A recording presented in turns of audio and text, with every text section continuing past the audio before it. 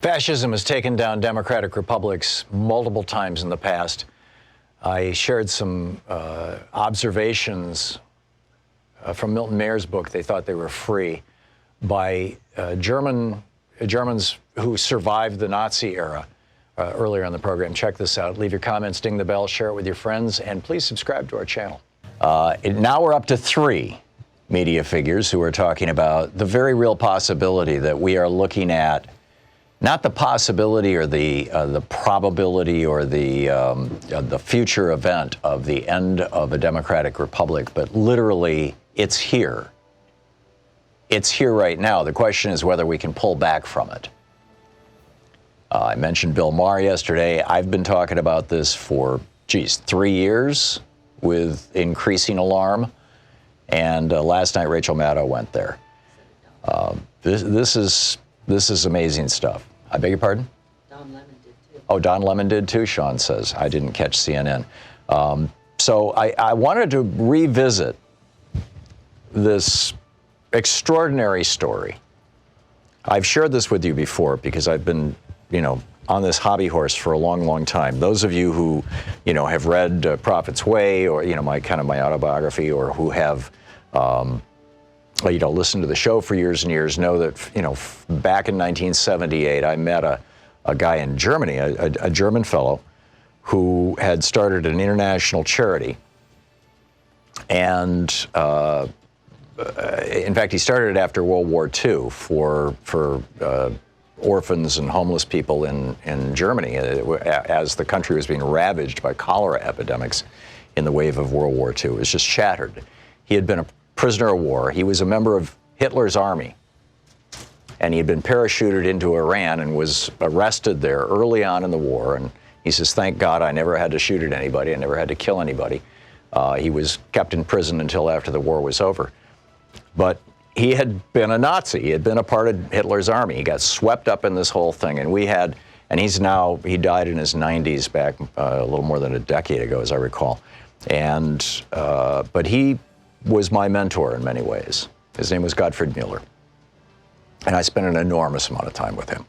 Louise and I moved to Germany for a year to hang out with him and do the work that he was doing. We set up programs all over the world for, from hospitals to schools to communities for abused kids to all kinds of stuff. And I think I have a pretty good, and through this work, by the way, he had a guy who worked for him, Horst von Heyer, who has also passed away now, who was a member of the Hitler Youth. And, we used to, we'd sit and drink a bottle of wine and have these long talks into the evening about how did Hitler do this? I mean, von Heyer was at the Nuremberg rally.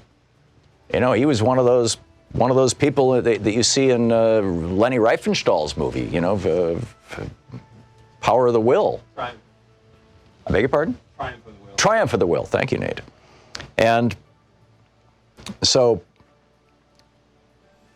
I can tell you my own stories from this, and I have over the years. And in fact, there's a chapter in Prophet's Way called Where is a Hitler for Peace, in which I was talking with Herr Müller, and he said, this guy, Adolf Hitler, went from having 3 supporters and no money to conquering all of Europe in 7 years. And then he kind of waved dismissively and he said, but he was an evil man and he's gone and that's over. And then he turned to me and he said, where is the Hitler for peace? Where is the person who is going to try to bring the world together, or who is going to, quote, conquer the world? Being a German, he loved military metaphors. Where is the person who's going to conquer the world for peace? Which was his thing. He was a devoted pacifist. He became a vegetarian in the prisoner of war camp in the late 1930s in Iran, thinking that he would die of malnutrition. He was a vegetarian his whole entire life. It was one of the things that attracted me to their program. So during that time, I encountered this book that was written by a fellow named Milton Mayer. Milton Mayer he was a reporter for, as I recall, the Chicago Sun, one of the big Chicago newspapers, and after the war, and he was Jewish too. He had a perspective on this. I mean, all Americans had a perspective on it, but after the Holocaust. And after the war, he went to his editor and he said, I'd like to go to Germany. Spend a year there, get to know average Germans who didn't become Nazis, who didn't get drafted as Herr Mueller had, or join, the Hitler Youth as von Heyer had,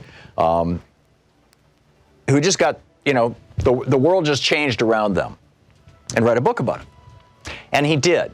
And he spent that time in Germany. I'm not sure it was a whole entire year, but there were 10 average Germans. There was a baker, there was a bricklayer, there was a professor, and he stayed with these guys. He got to know them really, really well, and he wrote their stories in this book. They thought they were free, and I want to just share some small pieces from this book with you, because I think it's instructive. Milton Mayer has passed on now, long ago, but his book is still in print.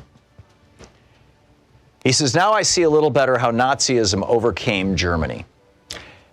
Not by attack from without or by subversion from within, but with a whoop and a holler. It was what Germans wanted, or under pressure of combined reality and illusions, came to want. They wanted it, they got it, they liked it. I came home a little bit afraid for my country, afraid of what we might want and get and like under combined pressure of reality and illusion. I felt and feel that it was not German man that I met, but man. He happened to be in German under certain conditions. He might be here under certain conditions. He might, under certain conditions, be me. If I and my countrymen ever succumbed to that concatenation of conditions, no constitution, no laws, no police, and certainly no army would be able to protect us from harm.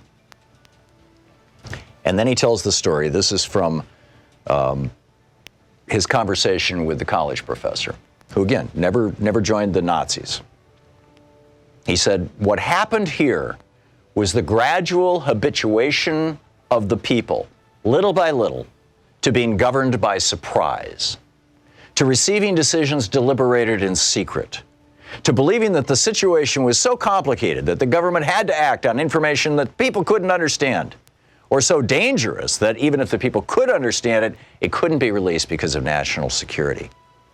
This separation of government from people, this widening of the gap, took place so gradually and so insensibly, each step disguised, perhaps not even intentionally, as a temporary emergency measure or associated with true patriotic allegiance or with real social purposes.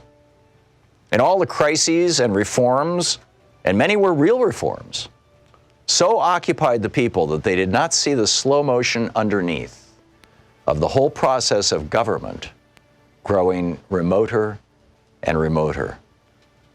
And then he gets to the point of all this, which is that everything still looks the same.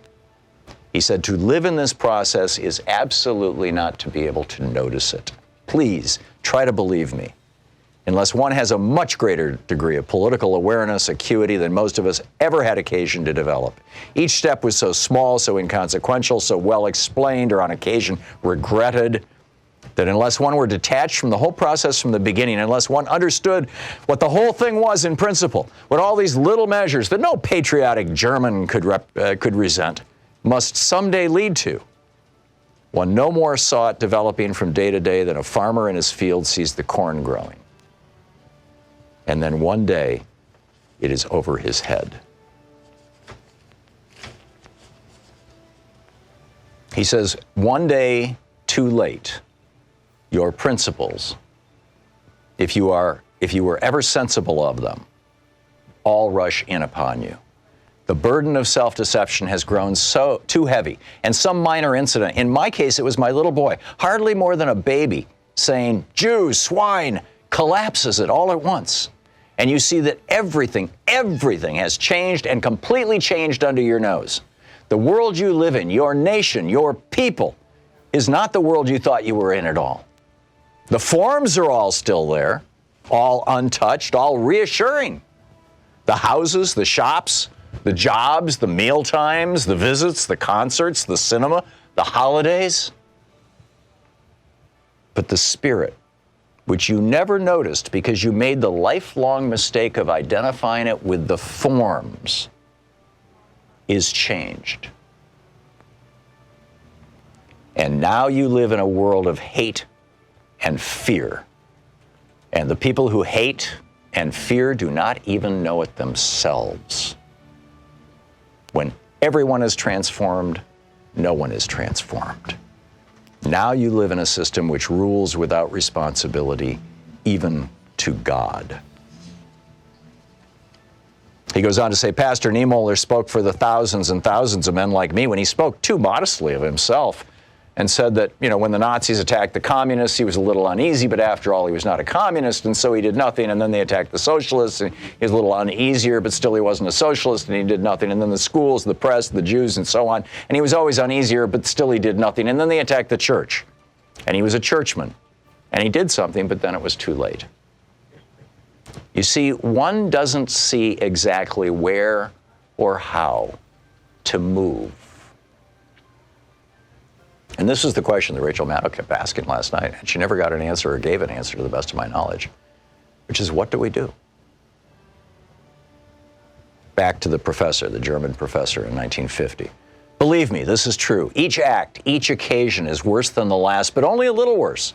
You wait for the next and the next. You wait for the one great shocking occasion, thinking that all the others, when such a shock comes, will join with you in resisting somehow. You don't want to act or even to talk alone. You don't want to go out of your way to make trouble. Why not? Well, you're not in the habit of doing it. And it's not just fear of standing alone that restrains you. It is genuine uncertainty.